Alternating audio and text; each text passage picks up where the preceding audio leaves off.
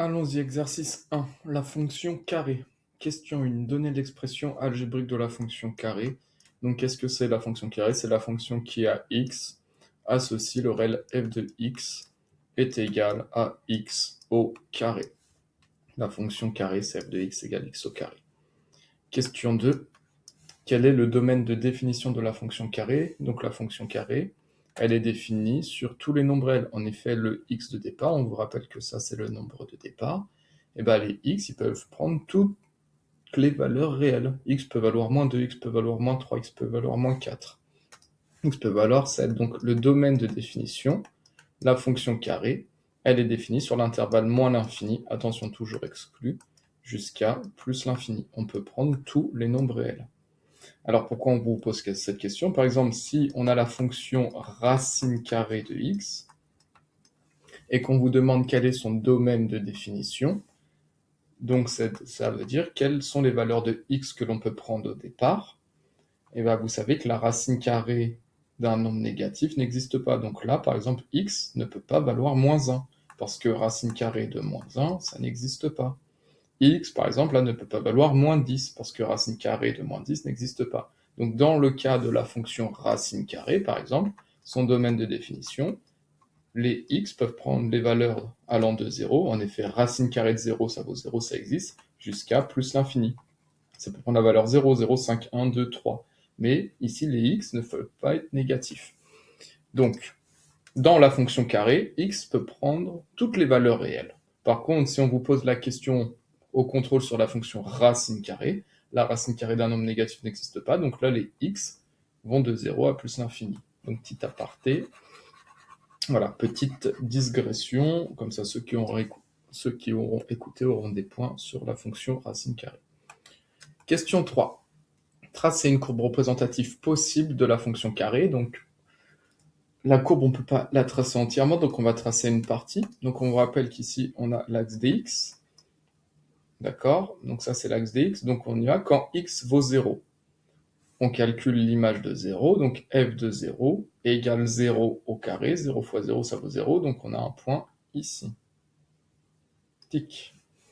Quand x vaut 1. Quand x vaut 1, on calcule son image. Donc au brouillon, f de 1, c'est donc 1 au carré, et 1 au carré, c'est 1 fois 1, ce qui vaut 1. Attention, là, c'est 2, 4, 6, donc le 1 est ici, donc un point ici. Quand x vaut 2, on calcule, f de 2, c'est donc 2 au carré, 2 fois 2, 4, donc un point ici. F de 3, 3 au carré, 3 fois 3, 9, donc on met un point ici. F de 4, 4 au carré, 4 fois 4, 16, donc on a un point ici. Et attention dans les négatifs, quand x vaut moins 1, donc quand x vaut moins 1, si on calcule f de moins 1, ça donne entre parenthèses moins 1 au carré, et moins 1, le tout au carré, c'est moins 1 fois moins 1, ce qui donne 1. Un nombre négatif donne un nombre positif, donc on a un point ici. F de moins 2 au carré, moins 2 fois moins 2, ça donne 4, un point là. F de moins 3 au carré, moins 3 fois moins 3, ça vaut 9, un point ici. F de moins 4 au carré, ça vaut 16, un point ici. Donc là, on ne peut pas tracer toute la courbe, donc on va tracer une partie. Et on va relier les points, tac, comme cela, à la main. On les relie à la main, surtout pas la règle ici. Tac. Ok, donc question 3, on vient de le faire. Question 4. Comment se nomme la courbe représentative de la fonction carré? Donc la courbe que l'on obtient ici. Donc c'est pas une droite. On voit bien que c'est pas une droite, ce n'est pas une fonction affine. Donc là, la courbe que l'on obtient, ça porte un nom, ça s'appelle une parabole. Attention à l'écriture, parabole, avec un E ici, parabole. Question 5, qu'est-ce qu'on peut dire en termes de symétrie? Donc qu'est-ce qu'on peut dire de la parabole? Donc la parabole, on constate qu'elle est symétrique, mais il y a une symétrie axiale, et on précise bien, c'est une symétrie axiale par rapport à l'axe des ordonnées. Donc on peut dire que la parabole est symétrique par rapport, il faut préciser à quel axe, par rapport à l'axe des ordonnées. Par rapport à l'axe des ordonnées.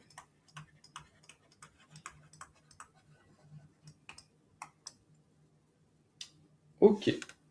Question 6. Dresser le tableau de variation de la fonction carré.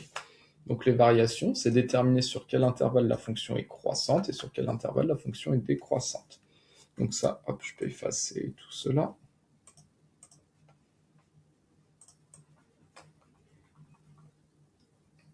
Tac. Hop. Question 6, donc on y va, les variations, donc l'axe dx en premier. Ensuite, on écrit variation de la fonction, donc c'est variation de la fonction qui s'appelle f, donc variation de la fonction f. Tac. Alors, pour les x allant de moins l'infini, donc en effet, la parabole, on ne peut pas la tracer entièrement, parce qu'on a un petit quadrillage, mais en réalité, les branches de la parabole se poursuivent à l'infini. Donc pour les x, l'axe dx, c'est l'axe horizontal allant de moins l'infini jusqu'à 0. La fonction, on constate qu'elle est décroissante, donc flèche vers le bas. Et pour les x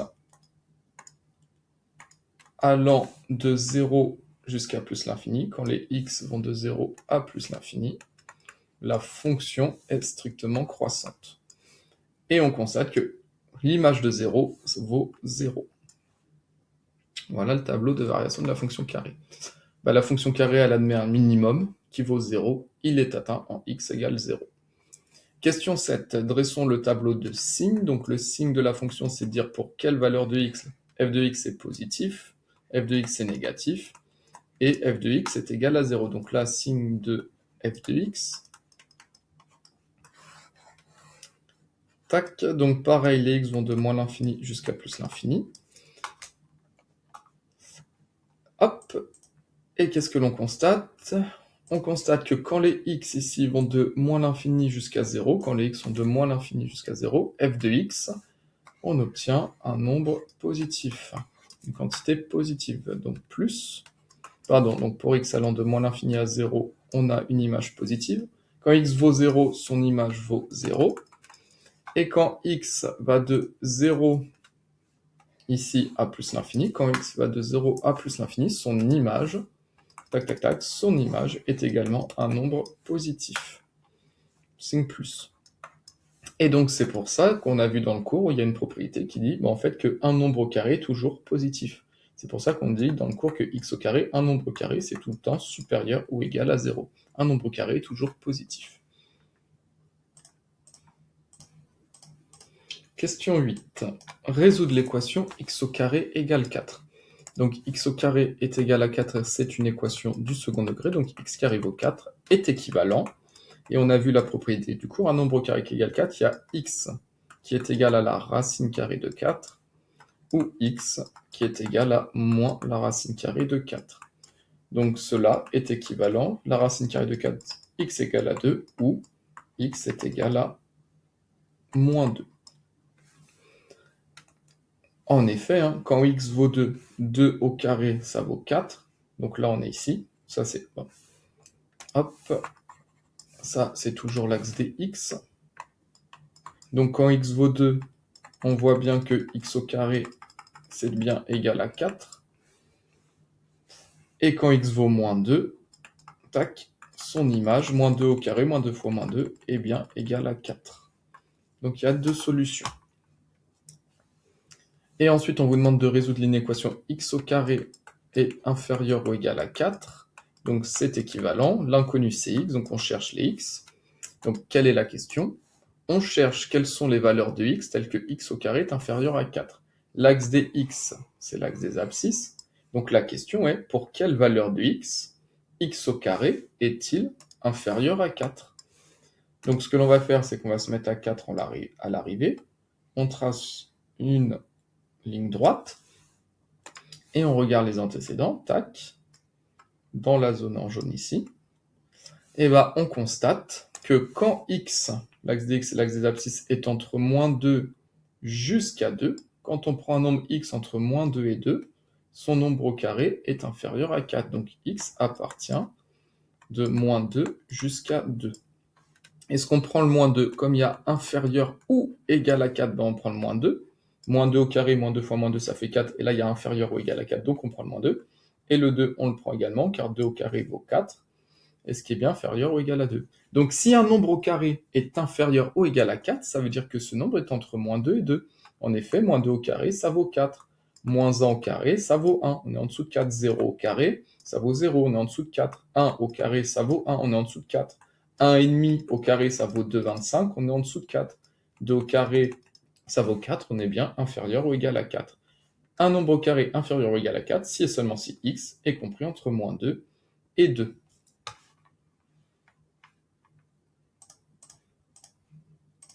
Question 9. On vous demande de résoudre l'équation x au carré égale 25. L'inconnu, c'est x. C'est une équation du second degré. Donc x au carré égale 25. On sait qu'il y a deux solutions d'après le cours. C'est x est égal à la racine carrée de 25 ou x est égal à moins la racine carrée de 25. Ce qui est équivalent à x est égal à 5. En effet, 5 fois 5 vaut 25 ou x est égal à moins 5. Ensuite, on vous demande de résoudre l'inéquation x au carré strictement supérieur à 25. Alors, on a la courbe de la fonction carrée. Donc là, ce qu'on a vu plus haut, on a la courbe de la fonction carrée. On sait que c'est une parabole qui ressemble à peu près à ça. Là, j'ai pas fait les graduations. Tac. Et donc, on sait que x carré égale 5 admet deux solutions. X est égal à 5 ou x est égal à moins 5. Donc là, si je suis à 25 à l'arrivée, ça veut dire que mon premier antécédent, c'est bien moins 5. Et mon deuxième antécédent, c'est bien 5. Et là, la question est toujours la même. L'inconnu, c'est x. Donc la question, c'est pour quelle valeur de x? Donc on doit prendre une valeur de x pour que x au carré soit plus grand que 25. Donc pour ce faire, on va tracer, tac, une droite horizontale, ici, en passant en ordonnée à 25. Hop.